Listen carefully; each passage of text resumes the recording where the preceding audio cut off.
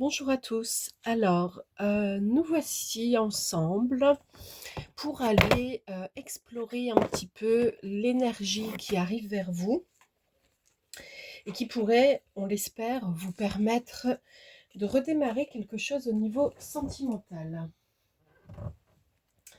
Alors, nous y allons avec un jeu qui est l'oracle des mandalas d'énergie.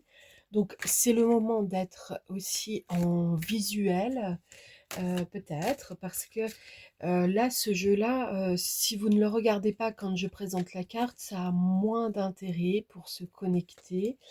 Euh, et donc, le premier message symbolique subtil, c'est que il y aura un visuel, il sera possible de se voir pour se connecter à l'autre. Ici, c'est ton enfant intérieur. Consacre du temps à ton enfant intérieur. Il a besoin de ton attention et de ton amour. Écoute-le, joue avec lui. Il y a un sacré truc qui s'en va. Et donne-lui ce dont il a besoin actuellement. Donc vous pourriez décider de vous connecter au pourtour de ce mandala d'énergie. L'enfant intérieur. L'enfant intérieur, c'est finalement tout ce monde à l'intérieur de vous-même que vous hébergez en termes de pensée, d'élan, de savoir, de connaissance, de peur, d'abandon, voilà, un peu tout ce qui se passe dans une vie humaine et que vous exprimez ou pas.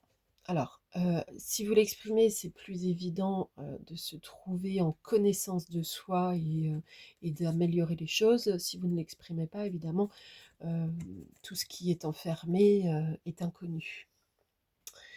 Exprime tes sentiments, voilà. Accorde-toi d'exprimer tes sentiments ouvertement et sincèrement. Les autres ne pourront se montrer plus ouverts avec toi que si tu fais toi-même preuve d'ouverture et de clarté. Donc ici, clairement, sur la notion sentimentale, on vous dit en fait, en gros, de revenir à votre vérité intérieure, d'observer selon selon la théorie et les thérapies sur l'enfant intérieur, de revenir à ce qui est fondamental pour vous, tout en exprimant les sentiments que l'on peut ressentir en soi. Alors, ces sentiments, là c'est plutôt dans l'expression j'aime bien quelqu'un, j'ai un crush, la personne me plaît, etc. Si vous ne savez pas le dire, si vous décidez que ce n'est pas à vous de le dire, enfin, cela signifie quoi? Que l'autre doit tout faire, l'autre doit tout deviner? Non, ça c'est révolu comme temps. Aujourd'hui, on est dans des énergies, enfin aujourd'hui, et puis quand même depuis une bonne quinzaine d'années, nous sommes dans des énergies, en tant qu'être humain, dans un monde qui accepte que chacun ose exprimer ses sentiments. Si vous vous retrouvez avec, je vais dire, des lourdeaux au féminin comme au masculin qui ne comprennent pas que l'on puisse exprimer ses sentiments, c'est que vous n'êtes pas au bon endroit, tout simplement. Ta sensibilité, eh ben, on y va, un beau trio. La richesse de tes émotions et ta sensibilité sont un cadeau que le ciel te fait. L'épanouissement de ta sensibilité te montre que ton temps est venu. C'est exactement ainsi qu'on a besoin de toi. Tout va bien. Vous avez une perception du monde sensible qui est particulière. Ça, c'est valable pour chaque individu. Seulement, si vous ne l'exprimez pas, cela ne se perçoit pas forcément. Et on pourrait vous prendre pour quelqu'un de froid, de non-avenant, de pas ouvert, de pas disponible, etc. Au fond de vous, avez-vous envie d'être trouvé disponible, ouvert, avenant, et ainsi de suite? Avez-vous besoin et envie que vont se rendre compte que vous avez des sentiments pour quelqu'un, pour un projet. Avez-vous besoin de cacher encore tout cela? Allez, on y va avec un autre jeu, les connexions spirituelles. Le troisième œil. Bon, bah écoutez, on ne vous laissera pas tranquille dans cette vidéo, je crois, hein. Votre troisième œil, il fait partie évidemment de votre sensibilité. Ok, il fait partie de votre sensibilité, il fait partie de votre individualité. Et votre troisième œil, c'est ce qui vous ouvre des portes, des portails indicibles. Et je ferai exprès de ne pas en parler plus parce que c'est à vous aussi d'aller faire la découverte du monde. Donc le troisième œil, pour ceux qui ne le savent pas, c'est l'espace sacré, énergétique, on va dire plus ou moins glande pituitaire et consort. Donc au-dessus, au niveau du front. Bon, ceci dit, ça c'est dans l'acception de 7 chakras principaux, parce que dans l'acception nouvelle et moderne, déjà qui est visible et que l'on peut constater depuis au moins une quinzaine, vingtaine d'années, donc acception nouvelle qui aborde une quinzaine de chakras principaux, celui du troisième œil n'est plus vraiment là. Il s'est déplacé, il est un petit peu plus haut.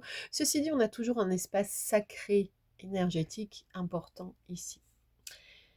Simplement que nous nous déployons.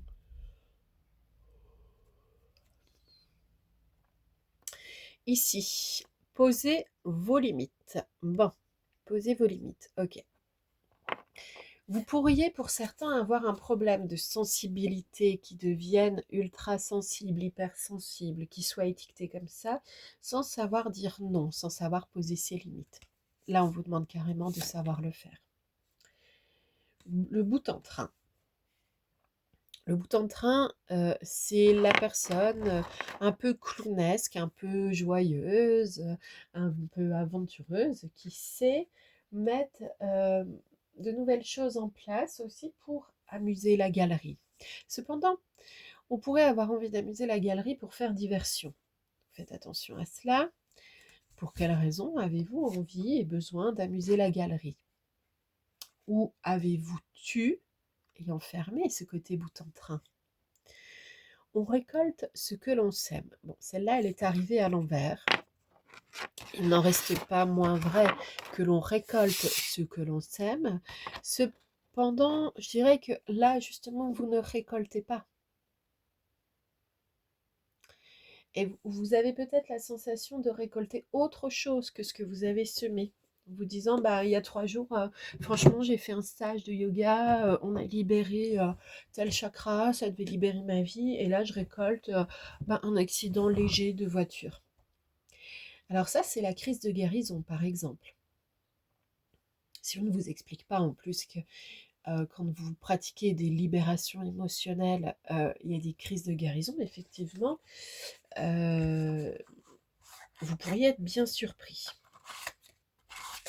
Mais les crises de guérison vous permettent en fait de lisser le fonctionnement qui pourrait être le vôtre en certaines circonstances. C'est comme si la programmation neurolinguistique se réécrivait toute seule. Ok.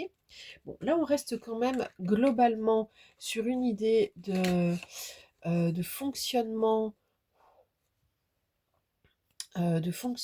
intérieur qui doit aller vers plus de joie, de confiance en soi, et puis d'observation aussi, en se disant, évidemment, si je suis une personne fermée, je vais avoir du mal dans les espaces ouverts. Ah oui, ce n'est pas qu'avec euh, les gens. Donc ici, le regard des parents. S'affranchir du jugement de ses parents se fait naturellement au sortir de l'adolescence. Mais ce n'est pas toujours évident, et il arrive qu'adulte, l'on soit encore dépendant du regard de ses parents. On respire, laissez partir. S'en rendre compte est la première étape de l'émancipation. Ensuite, il s'agit de se demander, de se questionner sur les raisons de cette dépendance. est-ce le regard qu'on porte sur soi-même, pour y trouver des solutions qui feront la place à une relation adulte épanouissante. Donc, ici, on vous a quand même parlé de l'enfant intérieur, votre relation à vous-même. Vous connaissez-vous vous-même? Gnoti Saoton, en grec, temple de Delphes. Si vous voulez, en grec antique, beaucoup, comme dans la Rome antique, mais c'est un peu plus dilué, toutefois, normalement, dans les faits de guerre. Euh, en, en Grèce antique, beaucoup de philosophie parlait déjà de l'importance de se connaître soi-même. Que voulez-vous? Respirez bien. Que voulez-vous construire dans votre existence sentimentale avec l'autre quand vous avez déjà produit plusieurs essais avec différentes personnes? Euh, Si au fond vous ne vous connaissez pas, c'est-à-dire que si vous êtes perçu comme une personne froide, mais qu'en fait vous êtes un vrai bout en train, il y a un réel problème. Si vous êtes un réel bout en train et que vous êtes plutôt une personne qui aime le silence, la solitude et être dans la forêt, il y a aussi un énorme problème. En fait, je prends des extrêmes particulièrement marquants pour illustrer le propos, parce qu'en général, c'est un peu plus facile de présenter les choses ainsi. Évidemment, vous allez tous vous retrouver en moyenne, sous la moyenne, c'est-à-dire je suis parfois bout en train, et puis parfois, oui, j'ai envie d'être seule chez moi, ou ainsi de suite. Bon, ok. Ça peut se moduler. Mais là, quand même, ce qui est important, c'est qu'on vous alerte. Si vous avez l'impression de récolter des choses que vous n'aviez pas semées ou que des choses qui ont été semées ne sont pas encore récoltées, c'est à vous de vous activer. La clé d'activation aujourd'hui, là dans cette vidéo, pour améliorer votre relation sentimentale, pour améliorer votre sentimental, c'est simplement de vous intéresser un peu plus à vous, de mieux vous connaître, afin de savoir aussi, par exemple, peut-être mieux vous présenter s'il y a une nouvelle relation qui se présente à vous. Alors attention pour certains, il y a un éternel célibataire qui va se présenter à vous. Ça, je l'ai vu. Cet éternel célibataire, on n'a pas à dire si c'est une personne mauvaise ou pas. C'est simplement le fait d'être éternel célibataire, c'est un peu le don Juan. Aussi, est-ce que ça vous convient ou pas? Bah là, c'est une question d'importance pour savoir poser ses limites. Ce sera un peu votre test. Si vous acceptez l'éternel célibataire, il ou elle, vous allez être dans quelque chose qui va être... Voilà, voilà. Ok, il y en a qui étaient prêts à accepter, hein. Vous seriez dans quelque chose qui vous éloignerait de votre enfant intérieur, de ce monde intérieur qui nourrit vos propres rêves. Alors maintenant, c'est à vous de savoir ce que vous voulez réellement. Pour ma part, je vous remercie d'être de plus en plus nombreux à vous abonner, à vous intéresser à ce que je produis, à aussi vous procurer mes livres, à booker des sessions d'accompagnement. Euh, j'ai un champ d'action qui est plutôt large, mais d'une manière générale, dès qu'il est nécessaire de penser action et jeu pour remettre en place euh, de la communication et de la compréhension de soi, de la situation, une analyse de la posture et ainsi de suite, vous pouvez faire appel à moi, soit en individuel, soit en collectif, de façon ésotérique ou pas. Je peux être absolument très, très en dehors du monde ésotérique pour produire des analyses de la posture qui sont, on va dire,